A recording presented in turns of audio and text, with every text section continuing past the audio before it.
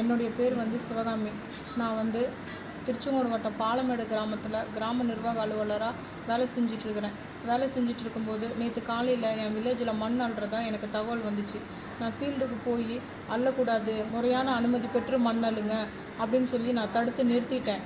தடுத்து நிறுத்தின உடனே அங்கேருந்து அந்த மண் அள்ளுறவங்க மொஞ்சனூர் சீனிவாசங்கிறவருக்கு ஃபோன் பண்ணி இந்த மாதிரி விஓஓ தடுத்து நிறுத்திட்டாங்க அப்படின்னு சொல்லி அவருக்கு சொல்லிட்டாரு. அவருக்கு சொன்னதுக்கப்புறம் சொல்லி என்னை மிரட்டுறாங்க.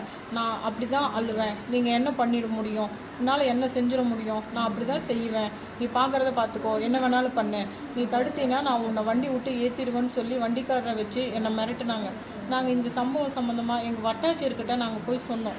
சொல்லிவிட்டு நான் வீட்டுக்கு வந்த உடனே இது எல்லாத்தையும் மனசில் வச்சுருந்தேன். மொஞ்சனூர் சீனிவாசங்கிற ஒரு எங்கள் வீட்டுக்காரருக்கு ஃபோன் பண்ணி பொண்டாட்டி என்னை மண் அள்ளுறதுக்கு விட மாட்டேங்குது, கல் அள்ளுறதுக்கு விட மாட்டேங்குது, அவளை நான் கொன்னுடுவேன், அவள் ஒழுங்காக இருக்க சொல்லு அப்படின்னு சொல்லி மிரட்டிட்டு என்னுடைய ஆஃபீஸ் லெவலில் நான் என்னை எதுவும் பண்ண முடியாதுங்கிறத தெரிஞ்சுக்கிட்டு என்னுடைய பர்சனல் லைஃப்பை சிதைக்கணும் அப்படின்னு சொல்லி என்னுடைய கணவர்கிட்ட என்னை பற்றி அவதூறாக கெட்ட வார்த்தையில் என்னை பேசி எனக்கும் அவருக்கும் பிரிவினை உண்டாக்கணும் அப்படிங்கிற நோக்கத்தில் அவருக்கு ஃபோன் பண்ணி மிரட்டியிருக்காரு. அவர் மிரட்டின உடனே அவர் எனக்கு தகவல் தெரிவித்தார்.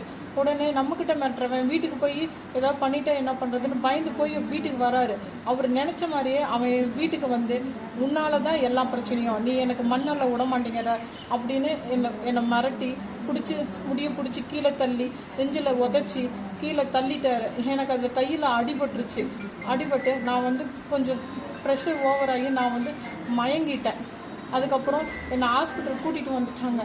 அங்கேருந்தவங்க எங்கள் சத்தம் கேட்டு எங்கள் சொந்தக்காரங்க எல்லாருமே அவனை பிடிச்சி ஸ்டேஷனில் ஒப்படைச்சிட்டாங்க. அவன் மேலே ஏற்கனவே 3 எஃப்ஐஆர் இருக்குது. அவன் நான் ஒரு அரசு அலுவலர், என்னை மண் அள்ளக்கூடாதுன்னு சொன்னதுனால இவ்வளோ நாளாக தமிழ்நாட்டில் எங்கள் விஓ ஆஃபீஸில் போய் எங்கள் விஓக்களை மிரட்டிக்கிட்டு இருந்தாங்க, வெட்டுனாங்க, கிராம உதவியாளரை அடிச்சிருக்கிறாங்க, என்னென்னமோ பண்ணியிருக்கிறாங்க. ஆனால் இன்றைக்கி என்னோட வீடு தேடி நீ ஏன் மண்ணல்ல விட மாட்டேங்கிற, நான் அப்படி தான் அள்ளுவேன், நீ சாவுன்னு சொல்லி என்னை எங்கள் வீட்டிலேயே கொலை முயற்சி செய்கிறாரு. நான் எப்படி நான் அந்த மறுபடியும் நான் மேற்கொண்டு வேலை செய்கிறது, என்னை போல இருக்கக்கூடிய பெண் கிராம நிர்வாக அலுவலர் எப்படி தைரியமாக வேலை செய்கிறது? இது முதல் முறை கிடையாது.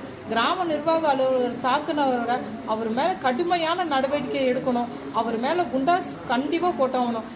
அவர் ஒரு வாண்டட் அக்யூஸ்டு. அவர் மேலே ஏற்கனவே 3 எஃப்ஐஆர் இருக்குது.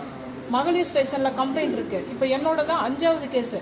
நான் அவர் ஒரு என்னை கொலை மிரட்டல் விரட்டி என்னை பணி செய்ய விடாமல் தடுத்த நபரை கண்டிப்பாக குண்டாஸ் போட்டே ஆகணும்.